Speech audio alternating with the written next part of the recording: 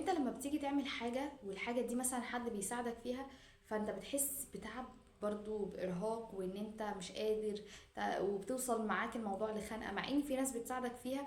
بس انت من كتر ما انت حابب ان انت الحاجة دي تطلعها بروفيشنال وبشكل كويس، وان انت تعمل حاجة كويسة، فانت برضو بيجي عليك فترة انت مخنوق. انت مخنوق ومتضايق، وممكن الموضوع يوصل معاك لتعب نفسي وخنقة وكلام ده كله. فتخيل بقى ان انت في عمل مسؤول عن كل حاجة، كل حاجة فيه. انت بتمثل في العمل، انت مؤلف العمل، انت اللي بتخرج العمل، انت المسؤول عن التصوير، مسؤول عن المونتاج، مسؤول عن الكاست اللي معاك. فقد ايه الموضوع متعب ومرهق نفسيا بطريقة بشعة، بشعة. هتقولي لي هو في كده؟ هقول لكم اه في كده. مين عمل كده؟ مرة تانية بيفاجئنا بتصوير فيلم جديد وشيق وجميل قوي قوي قوي. ليه بقول جميل قوي قوي قوي وبتك على قوي دي؟ لان الفيلم بيحكي احداث واقعية بتحصل معانا كلنا، احداث بسيطة.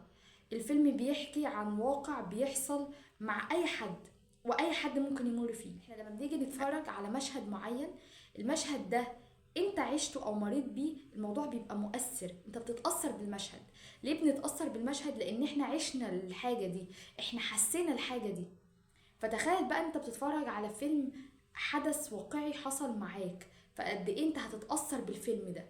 لان هو كمان بيحكي الطبقة البسيطة، والناس اللي مش قادرة تاخد حقها، والناس اللي مظلومة. فحاجة جميلة جدا.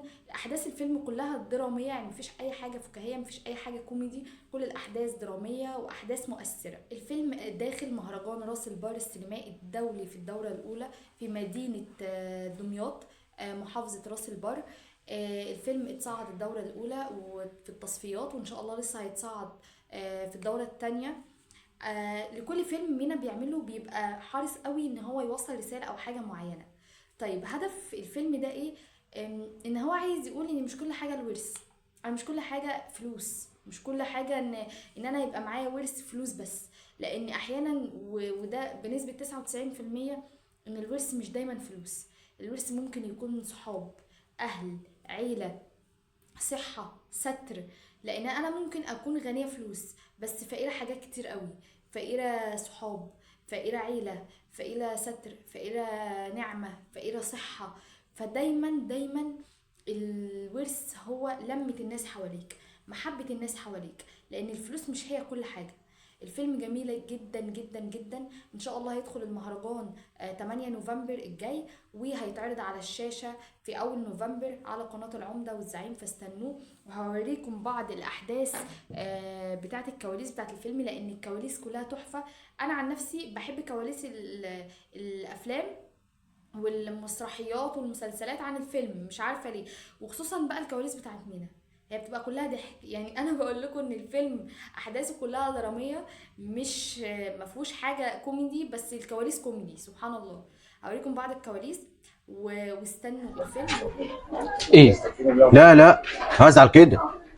ده انت زي ابني وقته. يا ابني هو انت ما بتفهمش ما بتفهمش. انا مش هشتغل، مش عايز اشتغل، انا عايز ابني عينك انت، مش هي دي عينك، انا هنا الكاميرا عينك اللي انت بتسجل. يا عم انا بشتغل مساعد معاك يا عم. انا المساعد.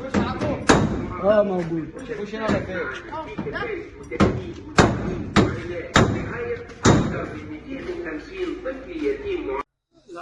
بس انا عارف ان سايب راجل. انت راجل يا عم. لا بابا، بابا قوم ما تسيبنيش يا بابا.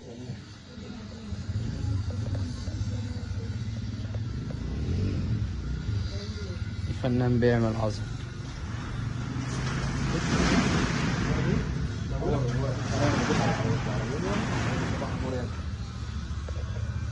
ده الواد الصغير.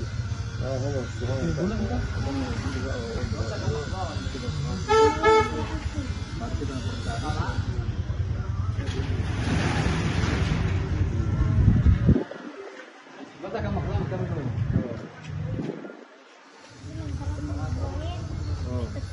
هقول لي لا هعرف اشتغل واللي انت تقول عليه هعمله. انا بس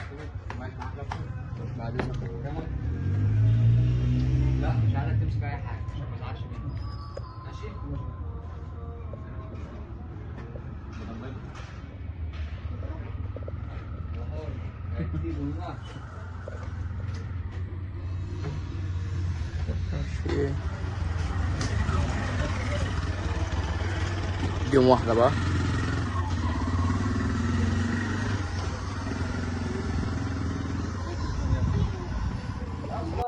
مفيش حاجه. وعلى ما اظن مشيت اللي اشتغلت وتعبت ومش جيت مع ابوك. تمام؟ يلا ابوك. ها؟ صور شباب؟ طبعا هو قال تمام؟ فانت تقول له ازاي يعني ماليش ورث؟ يعني مالكيش ورث. عايزك بارد ومستفز قوي. عايزك مستفز بطريقه فظيعه. عايز استفزازك ده هو ده اللي هيظهر شخصيتك. تمام؟ طب وده يرضى مين يعني؟ هو طبعا انت واقف كده يعني مالكيش ورث. تمام؟ طب وده يرضي مين؟ يوه. بس يو دي اقعد فيها بقى ولا لا افضل انت واقف؟ الاسلامه الثانيه انت معترض. طيب تمام. يوه. تقوم لافف. تمام. تمام؟ قربي منها شويه. ايه الكلام؟ ما كده كده خلاص. انت بقى نقطه واقفه كده. اوكي. بص هناك بتكلميني. بص عليا. اسمع يا اختي جوزي. بتعمل ازاي؟ تاني. اسمع